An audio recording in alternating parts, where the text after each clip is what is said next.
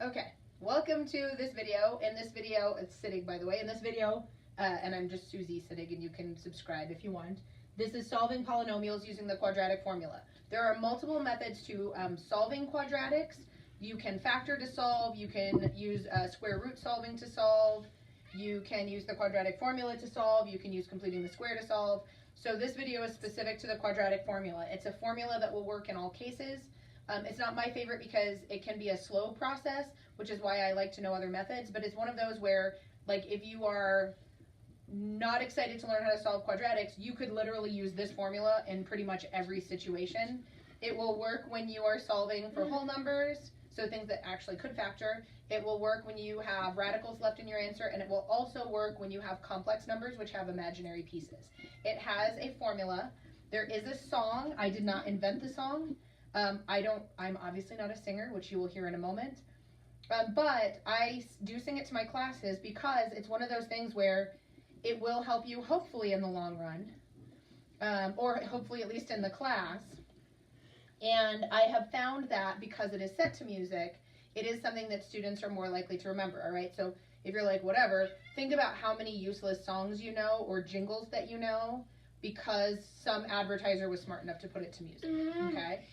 So this is set to the tune of like Frere Jacques or Thumbkins, and here's how it goes. It goes negative b over 2a plus or minus square root of b squared minus 4ac, b squared minus 4ac over 2a. Solve away. You will, if you ever look up the quadratic form, people will write it in different ways. Some people like to take and have it be this whole top part over just the single 2a. They don't separate it. I normally teach it separated because this piece here gives you the axis of symmetry for a quadratic or a parabola. It also will give you the start of a vertex. So I like to have it separate because to me it's an important separate piece. I think the b squared minus 4ac, you only use it once, but it repeats twice, which even though, I don't know if the person who invented it, like the song, intended it or it just fit better that way, but that's an important piece too because this by itself, it will help you determine whether you're going to come up with real or imaginary answers and whether you have one real answer or two real answers. So it actually also is an important piece just on its own. All right, so I'm going to use the quadratic formula. I'm just going to create an equation. I have no idea how this one turns out. I'm just kind of inventing it in my head as I go. I don't know, something like that. All right, and the way that this works is that you are going to want to, for the quadratic formula, you're going to want to collect everything onto one side. So my first step is I want to solve this so that the right-hand side is a 0. That lets me know it's a solving, but it also will set it up so that I have the a, the b, and the c that get utilized in the quadratic formula. So I'm going to go ahead and I'm going to subtract the 15 on both sides. That's going to give me 3x squared minus 4x minus 3 equals 0. Okay, and I just invented these numbers. I have no idea how this is going to work out, but that's kind of good because it means that this could work out a multitude of different ways. My second step is I like to identify my a, my b, and my c. When I show it in class, I sometimes like to color code because then if you color code, you can see how often the letters go in and it will remind you where the letters are at. Now, when you identify your a, your b, and your c, you don't use any of the variables anymore. Remember, even if it's out of order, this one's in order, but if it's out of order, the a is always with the most powerful. So in this case, the a is going to be just that 3. The b value always goes with the middle power, which is x, or whatever to the first. Make sure you keep your sign. That's a -4. And then the c is always the number that doesn't have a variable with a power. So my c is -3.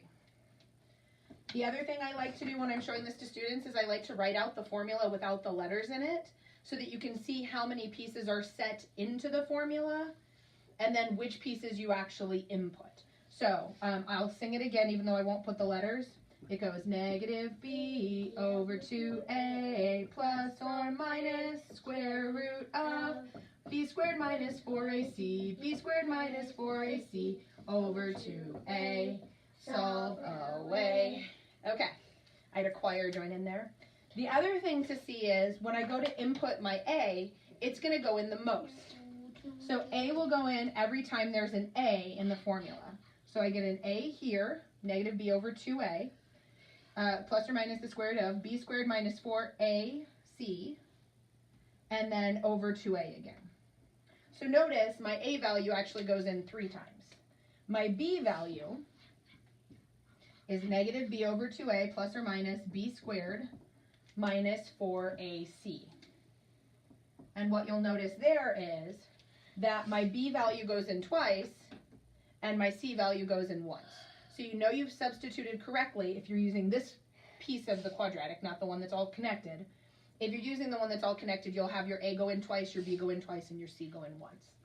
Now I'm going to simplify. But do you see why I like to color code initially is because I want students to remember that there's a negative here and it will affect the sign of the B. So in this case, this is a negative negative. So I now have 4, and then 2 times 3 is 6. So after I do this, and then I carefully substitute, then I just simplify. All right, so now I have my plus or minus square root of. Be careful with your square. When you square a negative, it will go positive. Now, this is not distribution. That's the second biggest mistake that I see with students. This just means multiply 4 times 3 times 3 again. So 4 times 3 is 12, or you can set it up however, and then 12 times 3 is 36. I have a negative and a negative, so it's plus 36, and then in the bottom I still have my 6. Okay, I'm going to erase this half of my board so I can continue the problem, but from here we solve it so that you have ax squared plus bx plus c equals 0. You identify your a, b, and c, you substitute them in carefully, then you simplify. Now that's not simplified enough, so we want to take it a little bit further. You want to kind of get to the point where there isn't anything more you can divide by. If possible, there isn't anything more you can square root. You just want all the pieces to be as small as possible. So for example, this 4 over 6, I can reduce by 2. That'll give me 2/3 plus or minus. The 16 and the 36 will add.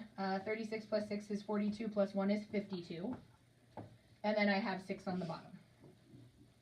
Now, this technically is enough to say you have an answer, all right? So if you are just first learning the quadratic formula, you technically are done with your answer here.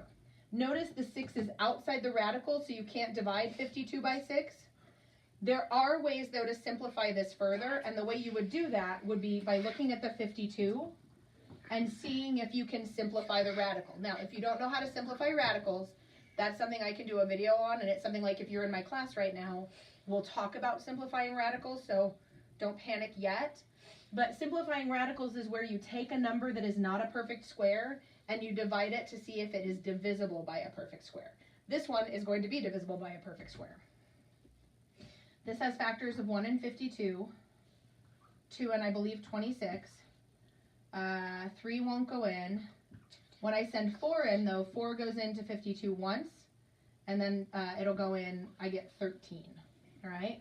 4 is a perfect square, and I know it's the biggest because 13 doesn't have any other factors that are squares. So I can actually take this and turn it into, this is something that is an Algebra 1 standard, and in fact it could even be a middle school standard depending on where you're at. But the idea is you can take that 52 and break it up into its pieces. When you do that, you can then turn it into separate square roots. When you do that, you can then square root the individual values. Holy cow. And then you can take the 2 and the 6 and reduce them. So I'd end up with, and I'm going to erase this part here, excuse me, sir. Oh, Daniel Marshall said, get out the way, kid. Shizo Pizo. Sorry, my kid just walked into my arm. I have the 2/3. 2 and 6 will reduce by 2. So I get plus or minus the square root of 13 over 3. Or if you're looking at like a standardized test or a worksheet, or some teachers prefer you write it this way, it doesn't matter personally to me, I don't care. You can, because they have a like denominator, you could write it like that, and that would be an acceptable answer. I have 2 answers here. They are 2 non-whole answers, but they are real.